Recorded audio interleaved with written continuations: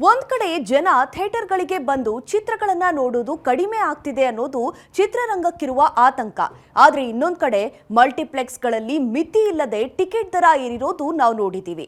ಅದರಲ್ಲೂ ಮಲ್ಟಿಪ್ಲೆಕ್ಸ್ಗಳಲ್ಲಿ ಸಿಗುವಂತಹ popcorn, coffee, cold drinks ಬೆಲೆನೇ ಗಗನಕ್ಕೇರಿರುತ್ತೆ. ಇದಕ್ಕೆ ಸುಪ್ರೀಂ ಕೋರ್ಟ್ ತರಾಟೆಗೆ ತೆಗೆದುಕೊಂಡಿದೆ. ಕೋರ್ಟ್ ಮಲ್ಟಿಪ್ಲೆಕ್ಸ್ಗಳ ಮೇಲೆ ಗಂಭೀರ ಟೀಕೆ ಮಾಡಿದೆ. ಒಂದು ನೀರಿನ ಬಾಟಲ್ಗೆ ₹100, ಕಾಫಿ 700ಕ್ಕೂ ಹೆಚ್ಚು. ಅದಕ್ಕೆ ಕ್ಯಾರಮೆಲ್ ಎಲ್ಲ ಹಾಕಿ ಏನೋ ಸ್ಪೆಷಲ್ ಅಂದ್ರೂ ಕೂಡ ಅದೆಷ್ಟೇ ಒಳ್ಳೆ ಕಾಫಿ ಆಗಿದ್ರೂ ಕೂಡ ಅಷ್ಟು ಬೆಲೆ ಹೇಗೆ ಸಾಧ್ಯ? 500ಕ್ಕೂ ಹೆಚ್ಚು ಬೆಲೆಯ ಪಾಪ್ಕಾರ್ನ್, ಅದನ್ನ ತಗೊಳ್ಳೋದು ಬಿಡೋದು ಜನರ ಆಯ್ಕೆನೇ ಆದ್ರೂ ಕೂಡ ಒಂದು ಬಿಸ್ನೆಸ್ಗೆ ಲೈಸೆನ್ಸ್ ಅಂತ ಕೊಟ್ಮೇಲೆ ಸಿನಿಮಾ ನೋಡೋ ಜನರಿಗೆ ಒಂದು ನ್ಯಾಯ ಇರಬೇಕಲ್ವಾ ಅಂತ ಕೋರ್ಟ್ ಪ್ರಶ್ನೆ ಮಾಡಿದೆ. ನ್ಯಾಯಮೂರ್ತಿಗಳು ಇಂಥ ದುಬಾರಿ ದರಗಳು ಜನರನ್ನ ಸಿನಿಮಾ ಹಾಲ್ಗಳಿಂದ ದೂರ ಮಾಡ್ತಾ ಇವೆ. ಮುಂದಿನ ದಿನಗಳಲ್ಲಿ ಖಾಲಿ ಆಸನಗಳೇ ಉಳಿಬಹುದು ಅಂದಿದ್ದಾರೆ. ಈ ವಿಚಾರ ಕರ್ನಾಟಕ ಸರ್ಕಾರ ಏನು ಟಿಕೆಟ್ ದರ 200ಕ್ಕಿಂತ ಹೆಚ್ಚು ಇರಬಾರ್ದು ಅಂತ ಫೈಟ್ ಮಾಡ್ತಾ ಇತ್ತಲ್ಲ, ಆಗ ಈ ವಿಚಾರ ಬಂದಿದೆ.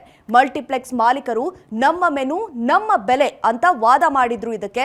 ಆದ್ರೆ ಕೋರ್ಟ್ ಸ್ಪಷ್ಟ ಹೇಳಿಕೆಯನ್ನ ಕೊಟ್ಟಿದೆ. ಜನರಿಗೆ ಸಿಗದ ದರದಲ್ಲಿ ಪಾಪ್ಕಾರ್ನ್ ಮಾರಾಟ ಮಾಡಿದ್ರೆ ಸಿನಿಮಾ ಸಂಸ್ಕೃತಿನೇ ಸಾಯಬಹುದು ಅಂತ ಹೇಳಿದೆ. ಹಾಗಾಗಿ ಮುಂದಿನ ದಿನಗಳಲ್ಲಿ ಮಲ್ಟಿಪ್ಲೆಕ್ಸ್ಗಳಲ್ಲಿ ಪಾಪ್ಕಾರ್ನ್, ಕಾಫಿ ಬೆಲೆ ಇಳಿಯುತ್ತಾ ಕಾದ್ ನೋಡ್ಬೇಕು.